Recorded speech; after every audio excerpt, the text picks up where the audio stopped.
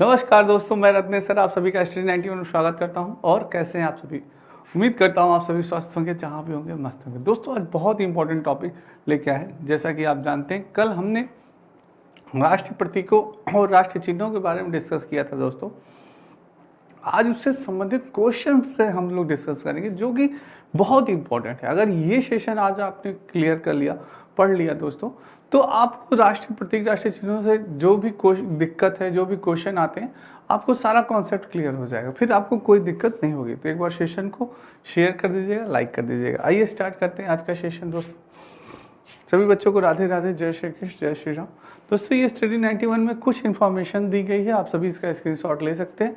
बहुत important information है। चलिए दोस्तों स्टार्ट करते हैं। हमारा पहला क्वेश्चन है दोस्तों, क्वेश्चंस ध्यान से पढ़िएगा। भारत के राष्ट्रीय ध्वज की लंबाई और चौड़ाई का अनुपात है 5:3, 3:2, 3:4 या 2:3। दोस्तों राष्ट्रीय ध्वज, हमारा राष्ट्रीय ध्वज कौन है? राष्ट्रीय ध्वज की अगर बात की जाए तो हमारा राष्ट्रीय ध्वज है तिरंगा।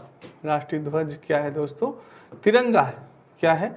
तिरंगा है, जो कि 3 रंगों से मिलकर बना है। आप सभी जानते हैं, मैंने आपको बताया था वो 3 रंग कौन कौन से हैं दोस्तों। तो जैसे आप सभी जानते हैं वो 3 रंग है हमारा सफ़ेद, क्या है दोस्तों? सफ़ेद केसरिया, सफ़ेद केसरिया और हरा। ये हमारे 3 रंग होते हैं दोस्तों, आप सभी जानते हैं। इन्हीं 3 रंगों से मिलकर बना है हमारा तिरंगा दोस्तों। सफ़ेद हमारा जो कि प्रतीक है, वो किसका प्रतीक है? शांति का प्रतीक है दोस्तों। किसका है? शांति का प्रतीक है सफ़ेद रंग दोस्तों। केसरिया रंग हमारा किसका प्रतीक है? केसरिया रंग दोस्तों हमारा, आप जानते हैं, केसरिया रंग हमारा त्याग और बलिदान का, त्याग और बलिदान का प्रतीक है, त्याग और बलिदान का। और जो हरा रंग है वो हमारे समृद्धि का प्रतीक है दोस्तों, समृद्धि वैभव का प्रतीक है। ठीक है, समृद्धि वैभव का प्रतीक है हमारा हरा रंग। ठीक है, तो दोस्तों ये 3 रंगों से मिलकर बना है हमारा तिरंगा। तो इसमें पूछा गया है कि इसमें ध्वज की लंबाई और चौड़ाई का अनुपात क्या है दोस्तों। तो दोस्तों हमारी ध्वज की लंबाई और चौड़ाई है। जब लंबाई मैंने आपको बताया था कि जब लंबाई की बात करें, मैंने आपको एक ट्रिक बताया था कि पहले लंबाई आ रही है, तो ये लंबाई अगर हम ऐसे कर दें तो कैसे लगता है? 3 की तरह लगता है, तो 3 हो गया। और चौड़ाई की बात करें तो 3:2। दोस्तों अगर ऑप्शन पूछता कि चौड़ाई और लंबाई, आपसे पूछ लेता, चौड़ाई और लंबाई पूछ लेता, तब हमारा ऑप्शन क्या हो जाता दोस्तों? तब हमारा ऑप्शन हो जाता डी ऑप्शन हो जाता, 2:3 हो जाता। पर यहाँ पे पूछा है लंबाई और चौड़ाई, तो हमारा option B is the right answer दोस्तों। ठीक है, तो कभी कभी क्वेश्चन एग्जाम में घुमा देता है, तो आप कंफ्यूज मत होइएगा, आप एकदम कंफर्म रहिएगा कि लंबाई हमारी कितनी है? 3 है, और चौड़ाई हमारी कितनी है? 2 है दोस्तों। ठीक है, सफ़ेद दोस्तों ये रंग आप जानते हैं, पहले आपका केसरिया, फिर सफ़ेद, फिर हरा। ठीक है दोस्तों, चलिए नेक्स्ट चलते हैं। भारत के राष्ट्रीय ध्वज के मध्य में बने धर्म चक्र का रंग क्या होता है? समुद्री नीला होता है, गहरा नीला होता है, काला होता है कि हरा रहता है? आप सभी जानते हैं कि जो हमारा तिरंगा रंग होता है दोस्तों, उस तिरंगे के बीच में एक क्या होता है? एक चक्र बना होता है, एक चक्र बना होता है, एक चक्र बना होता है, जो कि हमारा सारनाथ से लिया गया है दोस्तों। कहाँ से? सारनाथ से लिया गया है।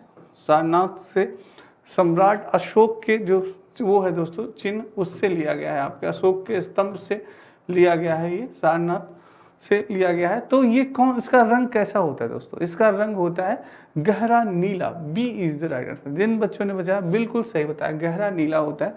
और दोस्तों भारत के राष्ट्रीय ध्वज के चक्र में कितनी तीलियां होती हैं? ये क्वेश्चन बहुत इंपॉर्टेंट है, कई बार पूछा गया। आपके यूपी टेट में भी पूछा गया है, सी टेट में भी पूछा गया है, कई बार पूछा गया है ये क्वेश्चन। कितना होगा? 20 होगा, 22 होगा, 23 होगा या 24 होगा? कितनी तीलियां होती है जल्दी से बताएं। जो आपका वो चक्र होता है, आपने देखा है उस चक्र में, जो कि सारनाथ के अशोक से वहां से लिया गया है, कितने चक्र होते हैं? इसमें कितनी तीलियां होती हैं? कई बार पूछा गया है।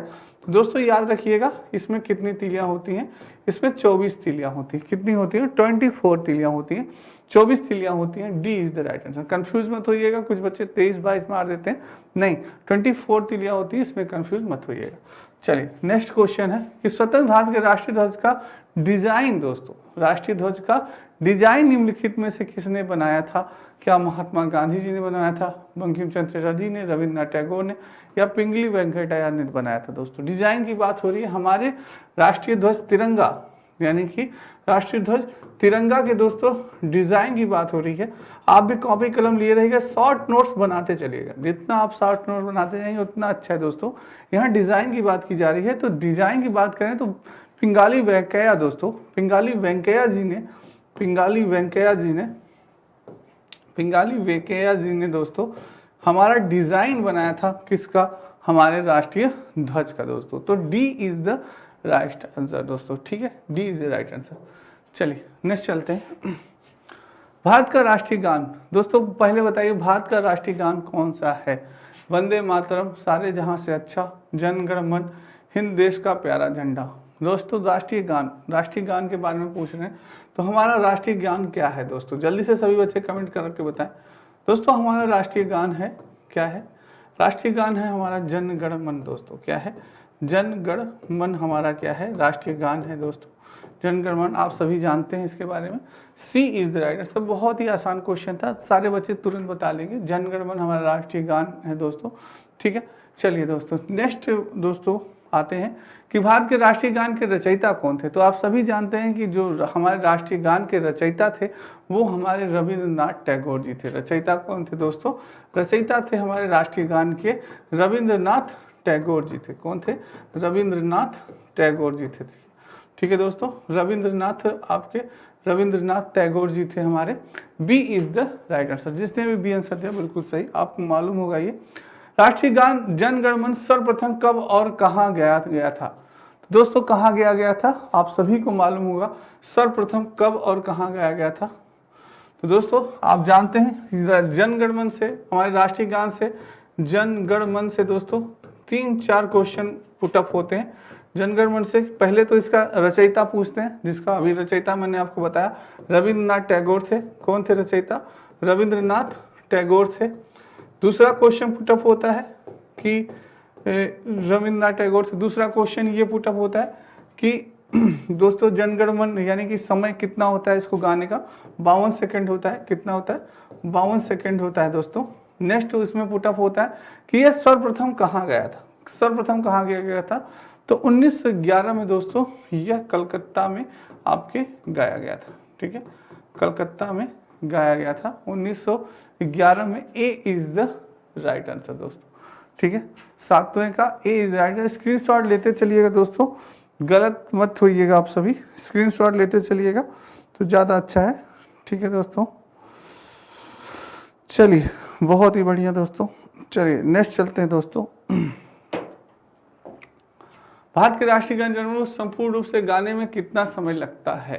50 सेकंड, 52 सेकंड, 55 सेकंड, 59 सेकंड। देखिए ये नेक्स्ट क्वेश्चन आ गया, जिसका मैंने अभी आपको बताया कि राष्ट्रगान को गाने में जो समय लगता है, गाने में दोस्तों जब मैंने आपको एक चीज़ और बताई थी, जब राष्ट्रगान होता है कहीं भी दोस्तों बज रहा है, रेडियो में बज रहा है, मोबाइल बज रहा है, टीवी में, तो उसके सम्मान में हमें क्या हो जाना चाहिए? खड़े हो जाना चाहिए। उसके सम्मान में हमें क्या हो जाना चाहिए दोस्तों? खड़ा हो जाना चाहिए। कभी भी हमें बैठा नहीं रहना चाहिए दोस्तों, खड़ा हो जाना चाहिए, ठीक है।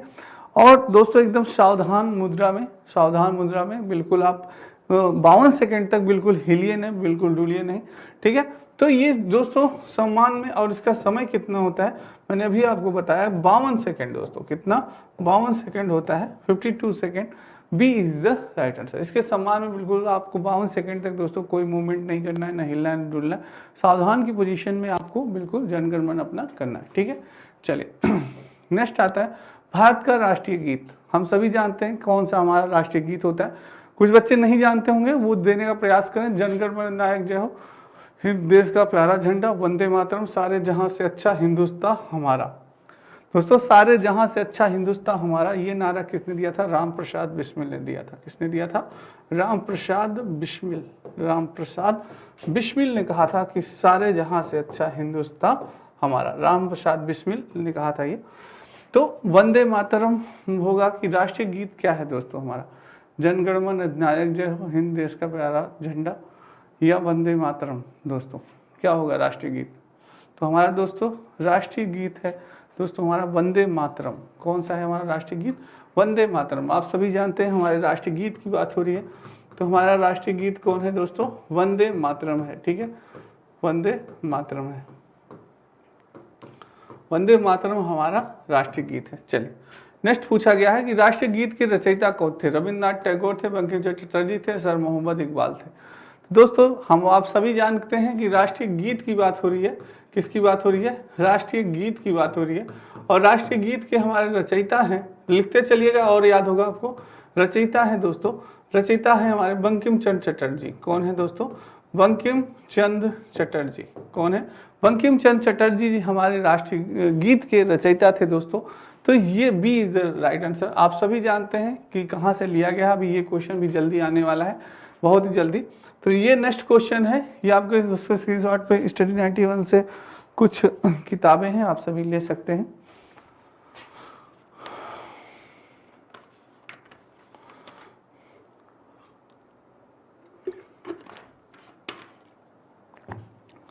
चलिए नेक्स्ट क्वेश्चन है कि भारत का राष्ट्रीय गीत वंदे मातरम किस गण से संकलित किया गया? तो आप सभी जानते हैं दोस्तों कि सबसे पहले पूछता है कि राष्ट्रीय गीत कौन है। आप सभी जान गए वंदे मातरम है। कौन सा है? वंदे मातरम है। वंदे मातरम, ठीक है, वंदे मातरम हमारा राष्ट्रीय गीत है। ऑप्शन क्या दिया है? मंडकोपनिषद से, कठोपनिषद से, भारती से, आनंद मठ से। कहाँ से लिया गया है वंदे मातरम? तो आप सभी जानते हैं वंदे मातरम। इसके अगर आपसे पूछें रचयिता कौन है, रचयिता पूछे तो आपको मैंने अभी बताया, अभी आपने देखा रचयिता कौन है? बंकिम चंद्र चटर्जी। बार बार लिखिए दोस्तों, एक बार, दो बार, तीन बार चीज़ों को लिखेंगे तो आप कंफ्यूज हो जाए, आप कंफ्यूज नहीं होंगे। नहीं तो पता चला बंकिम चंद्र चटर्जी भी है ऑप्शन में, रविन्द्रनाथ टैगोर भी है, तो आप रविन्द्रनाथ टैगोर मार्क चले आए। तो वो चीज़ है, तो कंफ्यूजन नहीं होना चाहिए। राष्ट्रीय गीत और राष्ट्रीय गान में, राष्ट्रगान आप सभी जानते हैं जनगण मन है, और हमारा राष्ट्रीय गीत कौन है? वंदे मातरम है। राष्ट्रगान यानी जनगण मन के रचयिता रविन्द्रनाथ टैगोर थे, और राष्ट्रीय गीत वंदे मातरम के रचयिता हमारे बंकिम चंद्र चटर्जी थे। कौन थे दोस्तों? बंकिम चंद्र चटर्जी थे। बंकिम चंद्र चटर्जी थे, ठीक है, बंकिम चंद्र चटर्जी थे, जो कि आनंद मठ से लिया गया था, जो कि इन्हीं की द्वारा रचित रचना थी दोस्तों। कौन सी? आनंद मठ। आनंद मठ उसी से आपका लिया गया था। आनंद मठ दोस्तों उसी से आपका लिया गया था वंदे मातरम, ठीक है। तो ये D is the right answer. जिन बच्चों ने डी बताया है बिल्कुल सत्य बताया है, ठीक है, डी होगा दोस्तों। नेक्स्ट चलते हैं। आकाशवाणी और दूरदर्शन के दैनिक कार्यक्रमों की शुरुआत किससे होती थी? दोस्तों जब कभी आप जानते हैं कि ऑप्शन क्या है? राष्ट्रगान से, राष्ट्रगीत से, संतूर वादन से, या फिल्मी धुन से। किससे होती थी? बहुत अच्छा क्वेश्चन है, वेरी इंपॉर्टेंट, कर लीजिएगा।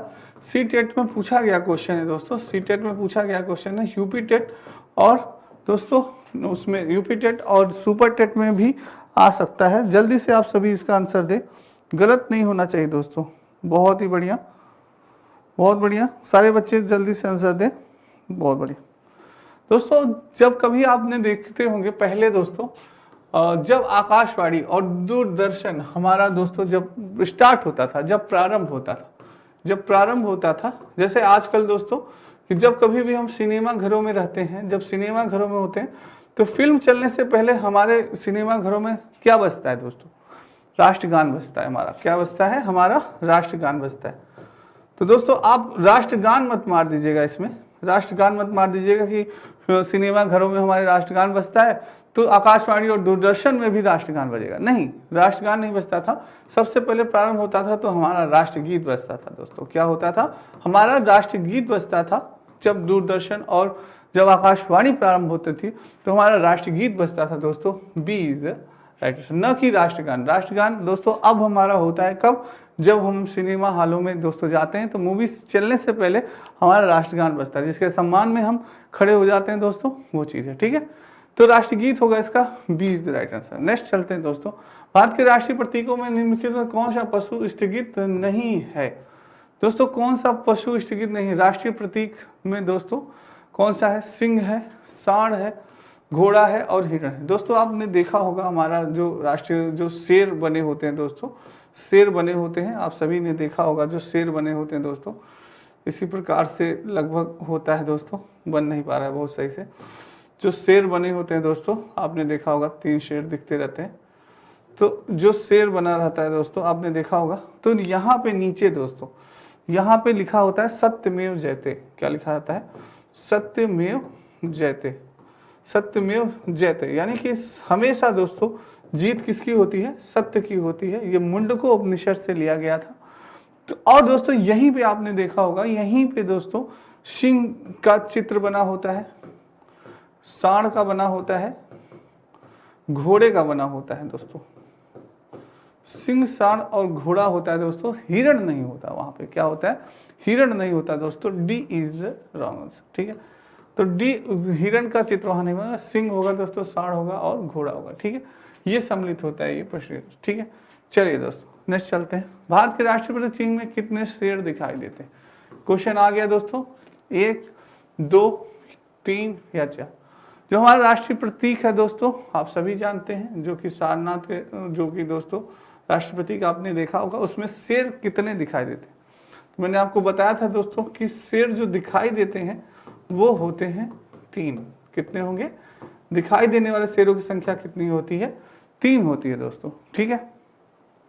शेर कितने दिखाई देते हैं? 3। और दोस्तों उनमें कौन कौन सा आपका होता है? सिंह होते हैं, सांड और घोड़ा होता है, ठीक है। ये याद रखिए। चलिए नेक्स्ट चलते हैं। कितना होगा? 3 होगा। सी इज द राइट आंसर। जिन बच्चों ने सी बताया बिल्कुल सही बताया है। नेक्स्ट चल रहे हैं। भारत के राष्ट्रीय पशु में कौन सा पशु स्थगित नहीं है? वही क्वेश्चन फिर से रिपीट हो गया शायद दोस्तों। हिरण नहीं है, बाकी सिंह है, सांड है, घोड़ा है, ठीक है। हिरण नहीं है, ये है। चलिए, भारत के राष्ट्रीय पशु में कितने शेर दिखाई देते हैं? 3 शेर दिखाई देते हैं। सी रिपीट हो गया है शायद।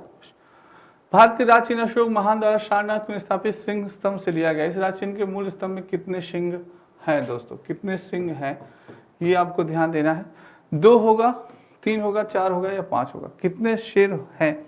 जो हमारा राष्ट्रीय प्रतीक है दोस्तों, राष्ट्रीय प्रतीक है, आपने देखा है, इसमें मैंने आपको बताया। इसमें सत्यमेव जयते जो लिखा होता है वो किससे लिया गया है? हमारे दोस्तों मुंडको उपनिषद से, सत्यमेव जयते, जिसका अर्थ होता है सत्य की हमेशा क्या होती है? जीत होती है। तो दोस्त जो शेर हमें दिखाई देते हैं, ये आपने देखा होगा, जो शेर दिखाई देते हैं केवल 3 शेर दिखाई देते हैं। मैंने आपको बताया था कि शेर दिखाई कितने देते हैं? केवल 3 शेर दिखाई देते हैं। पर दोस्तों क्या 3 ही शेर होते हैं? नहीं, शेरों की अगर संख्या पूछे, कुल शेरों की संख्या, कुल शेरों की संख्या पूछे दोस्तों, कुल शेरों की संख्या अगर आपसे पूछ रहा है, शेरों की संख्या, तो कुल शेरों की संख्या दोस्तों होती है 4। कितनी होती है? 4। और दिखाई देने वाले शेरों की बात की जाए तो दिखाई देने वाले शेर दोस्तों होते हैं केवल 3 दिखाई देते हैं। सिर्फ 3 हमें दिखाई देते हैं दोस्तों। अगर हम दोस्तों ऊपर से देखेंगे तो हमें दिखाई देगा 4 सर। शेरों के कितने सर दिखाई देंगे? 4 दिखाई देंगे। इसीलिए कंफ्यूज मत होइएगा दोस्तों। तो सी इज द राइट आंसर, ठीक है। चलिए नेक्स्ट चलते हैं। शक शावत आधारित राष्ट्रीय पंचांग अंतिम मास कौन सा है दोस्तों? अंतिम मास पूछ रहा है। राष्ट्रीय पंचांग अंतिम मास होता है शक संवत के आधार पर। जो हमारा अंतिम मास होता है दोस्तों क्या होगा? चैत्र होगा, माघ होगा, पूष होगा, क्या होता है? तो जो हमारा अंतिम मास होता है दोस्तों वो क्या होता है? वो फागुन होता है। क्या होता है? अंतिम मास पूछा है दोस्तों, तो फागुन हमारा क्या होता है? अंतिम मास होता है। बहुत ही अच्छा क्वेश्चन है, स्क्रीनशॉट ले लीजिएगा आप सभी दोस्तों, बहुत ही इम्पोर्टेंट क्वेश्चन है। चलिए बहुत ही बढ़िया। चलिए दोस्तों बहुत बढ़िया। चलिए नेक्स्ट चलते हैं दोस्तों। भारत का राष्ट्रीय पशु दोस्तों, भारत का राष्ट्रीय पशु क्या है? चीता, तेंदुआ, बाघ, सिंह। हम सभी जानते हैं दोस्तों कि हमारा राष्ट्रीय पशु कौन है। क्या राष्ट्रीय पशु दोस्तों आप जानते हैं कि बाघ से पहले हमारा राष्ट्रीय पशु क्या है? बाघ है। सही, बिल्कुल आंसर आ रहा है। क्या बाघ से पहले कौन था हमारा राष्ट्रीय पशु? आपको पता है? तो बाघ से पहले हमारा राष्ट्रीय पशु सिंह था। कौन था दोस्तों? सिंह, यानी कि शेर, बब्बर शेर। कौन था? बब्बर शेर था हमारा, जिसे राजा कहते हैं आप लोग, जंगल का राजा वो। अब बाघ दोस्तों, क्योंकि बाघ दोस्तों बहुत ही ज्यादा शक्तिशाली होता है, बहुत ही ज्यादा फुर्तीला होता है। आपको मैंने बताया था कि बाघ जो होता है दोस्तों अंधेरे में शिकार करता है। क्या करता है? अंधेरे में शिकार करता है। और इसके सूंघने और सुनने की क्षमता, सूंघने और सुनने की क्षमता इतनी अधिक होती है कि यह दोस्तों, यह रात में अंधेरे में यह जान जाता है कि यह आवाज हवा से हिलने वाले पत्ते की आवाज है या किसी जानवर के पैरों के द्वारा हिलने वाले पत्ते की आवाज। इसमें यह अंतर कर लेता है दोस्तों। सोचिए, इतने कान इसके तेज होते हैं बाघ, और बहुत ही फुर्तीला, बहुत शक्तिशाली होता है दोस्तों, ठीक है। इसलिए ये हमारा राष्ट्रीय पशु है। सी इज द राइट आंसर। चलिए दोस्तों, आप सभी स्क्रीनशॉट लेते चलिएगा, किसी भी बच्चे का गलत नहीं होना चाहिए दोस्तों, ठीक है। बाघ हो गया दोस्तों। और दोस्तों जो इसके आप जो धारिता देखते हैं, इसके जो आपने देखा होगा, इसके शरीर पे जो धारिता होती है वो दोस्तों प्रत्येक बाघ पे, जो प्रत्येक बाघ होते हैं प्रत्येक बाघ पे अलग अलग होता है। क्या होता है? प्रत्येक बाघ पे अलग अलग होता है। ये नहीं कि आपने धारिता जो देखी कि दोस्तों, ये जो धारिता देखते हैं ये नहीं कि एक बाघ पे समान सभी बाघों पे ऐसी धारिता बनी है, नहीं। इस धारिता का कारण क्या होता है? बालों के कारण यह धारिता बनी होती है, कोई डिजाइन नहीं होता दोस्तों, बालों के कारण। कई बार सीटेट में पूछा गया है कि जो ये धारिता होती है ये किस कारण होती है, तो ये इनके बालों के कारण होती है दोस्तों, ठीक है, धारिता बनी होती है। और प्रत्येक बाघ के अंदर अलग अलग धारिता होती है। और दोस्तों जब ये गरजता है, जब ये गरजता है या दहाड़ता है आप कह सकते हैं, तो 3 किलोमीटर तक दोस्तों सुनाई देता है, 2 से 3 किलोमीटर तक आसानी से सुनाई देता है। सोचिए दोस्तों, शेर की जो दहाड़ होती है ना, ये बहुत ही खतरनाक होती है। कहते नहीं कि उसकी आवाज़ कितनी बुलंद थी, वही चीज़ है दोस्तों। लोग, जबकि शेर से ज़्यादा विशाल का शरीर होती है किसकी? हाथी की होती है। अगर एक बार आप कहेंगे कि हाथी आ गया, हाथी आ गया, लोग नहीं डरेंगे, कोई नहीं डरेगा, अरे यार हाथी है, कोई बात नहीं, बढ़िया है, सब लोग छू के देखते हैं, अरे हाथी है, हाँ ये। अगर आपने जरा सा कर दिया बाघ आ गया या शेर आ गया, बस दोस्तों लोगों के पसीने छूट जाएंगे। क्यों? क्योंकि बाघ और शेर का नाम सुनते दोस्तों उसकी दहाड़ इतनी खतरनाक होती है और वो इतना खूंखार होता है कि उसका नाम सुनते ही लोग डरने लगेंगे। जबकि हाथी का इनसे काफ़ी वो होता है दोस्तों, शरीर विशालकाय होता है, पर लोग नहीं डरेंगे, पर बाघ का नाम सुनते ही डर जाएंगे। तो ये चीज़ होती है दोस्तों कि आपकी पर्सनालिटी अहमियत नहीं रखती, आपकी आवाज़ बुलंद होनी चाहिए, आपकी सोच बुलंद होनी चाहिए, वो चीज़ है दोस्तों, ठीक है। तो बाघ का राष्ट्रीय पशु कौन है? बाघ है दोस्तों, ठीक है। चलिए नेक्स्ट चलते हैं। बाघ से पूर्व भारत का राष्ट्रीय पशु था, हिरण था, नीलगाय था, सिंह था या गैंडा था? आप सभी राष्ट्रीय पशु दोस्तों, राष्ट्रीय पशु कौन था हमारा? बाघ था कि वो था, आपको बताना है। आप सभी जानते हैं दोस्तों, राष्ट्रीय पशु से पहले आप सभी ये भी जानते हैं कि हमारा राष्ट्रीय पक्षी कौन? राष्ट्रीय पक्षी कौन?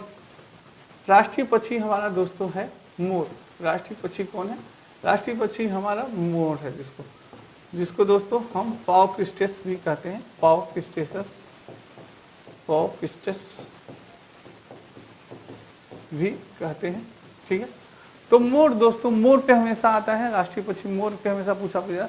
एक पक्षी ऐसा जिसकी दुम पे पैसा, पूछा गया था, दुम पे पैसा। तो ये ऐसा पूछा गया था दोस्तों क्वेश्चन, एक पक्षी ऐसा जिसकी दुम पे पैसा, तो वो कौन होता है? हमारा मोर होता है दोस्तों। कौन होता है? मोर होता है। यहाँ बात हो रही है दोस्तों राष्ट्रीय पशु की, राष्ट्रीय पशु की बात हो रही है। पूछा है कि बाघ से पूर्व भारत का राष्ट्रीय पशु कौन था? तो दोस्तों बाघ से पूर्व हमारे जंगल का राजा, हमारे जंगल का राजा कौन था? जंगल का राजा आप सभी तुरंत जान गए होंगे। जंगल का राजा लायन इन द सेंस शेर, बब्बर शेर।